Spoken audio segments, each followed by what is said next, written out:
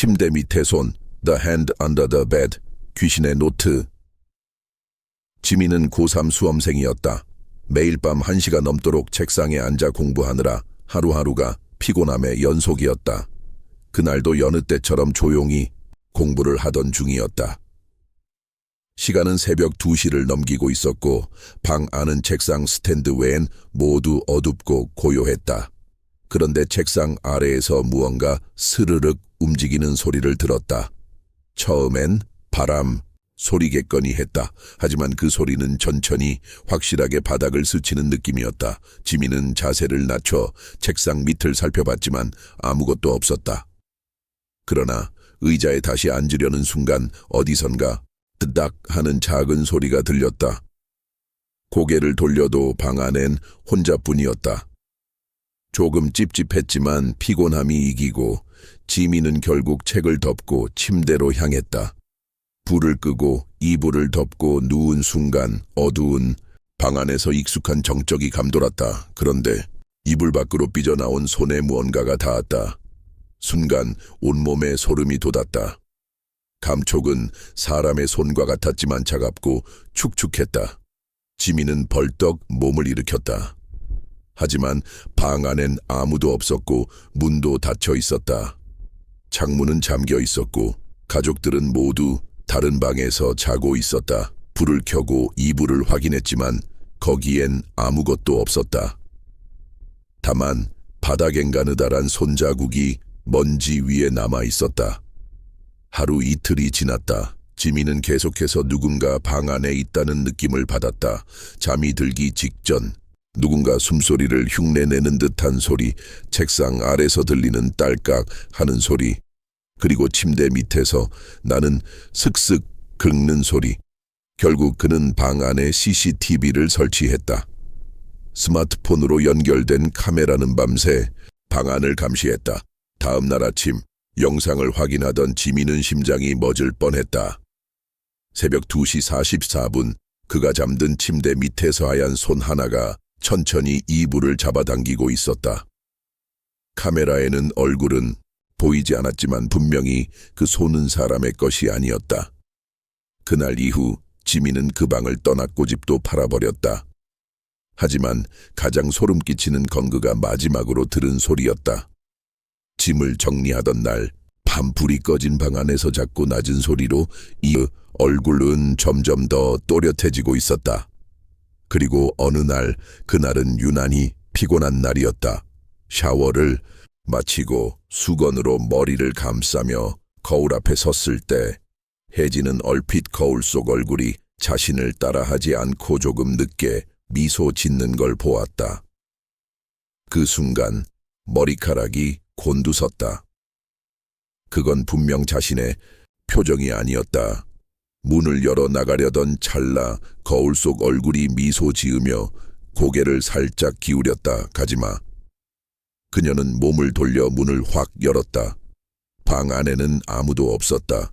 하지만 욕실 안에서는 계속 거울에서 습기가 맺히고 있었고 거울엔 그녀 말고 또 하나의 얼굴이 희미하게 여전히 남아 있었다. 그날 밤 혜진은 화장실 문에 수건을 걸어 거울을 완전히 가렸다. 하지만 새벽 3시경 수건이 스르륵 바닥으로 떨어지는 소리에 잠에서 깼다. 혜진은 다시 잠을 청하려 했지만 그 순간 거울 뒤에서 또각 무언가 손톱으로 유리를 긁는 소리가 들려왔다. 그녀는 이불을 머리끝까지 덮고 눈을 질끈 감았다. 그리고 들렸다.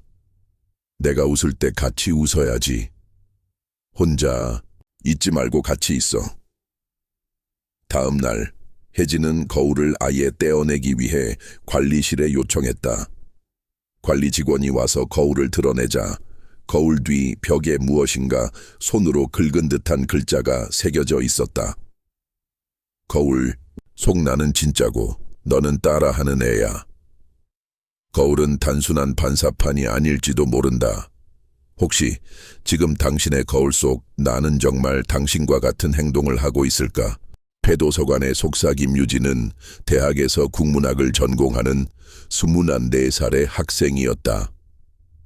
졸업 논문을 준비하던 중 교내에 예전 도서관이라는 별명을 가진 폐쇄된 구간 도서관에 대해 알게 되었다. 그곳은 수십 년 전까지 사용되었지만 건물 노후화 문제로 폐쇄되었고 지금은 아무도 드나들지 않는 출입 금지 구역이었다. 하지만 유진은 거기엔 오래된 희귀 고서들이 남아있다는 소문을 들었다. 호기심은 금기를 이겼다. 어느 날 밤 유진은 친구 몰래 열쇠를 복사해 혼자서 도서관 구간에 들어갔다. 안은 쿰쿰한 종이 냄새와 먼지 낀 책장들로 가득했다.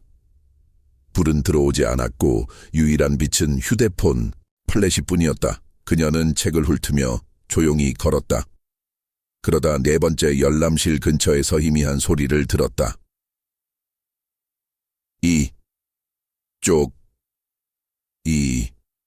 야. 속삭임덧 남자인지 여자인지도 모를 건조하고 낮은 목소리 던 플래시를 비추며 뒤돌아봐도 복된 아무도 없었다. 그런데도 그 목소리는 계속 그녀를 부르고 있었다. 이쪽이야. 너 책 좋아하잖아. 유진은 자신도 모르게 그 소리를 따라지어 계단으로 향했다. 출입 금지 테이프가 감겨 있었지만 그녀는 떼어내고 계단을 내려갔다. 지하는 오래된 자료실이었다. 빛도 창도 없었고 공기는 마치 오랫동안 닫힌 서랍 같았다. 그곳에서 그녀는 한 권의 책을 발견했다.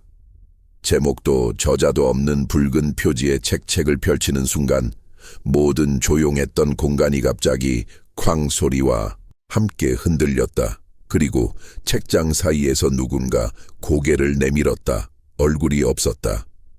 눈, 코, 입 대신 온통 새까만 구멍만 있었고 그 형체는 유진을 보며 고개를 기울였다.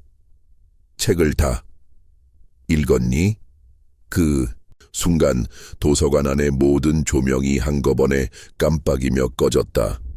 유진은 비명을 지르며 위로 달려 나왔고 문을 박차고 나가 숨이 가쁘게 쉬며 교정으로 도망쳤다. 하지만 이상한 건 그녀가 들고 나왔던 그 빨간 책던 손에 없었다. 가방에도 바닥에도 아무데도 없었다. 그날 이후 유진은 누군가 자신을 매일 밤 책으로 부른다고 말한다. 이쪽이야. 책 다 안 읽었잖아.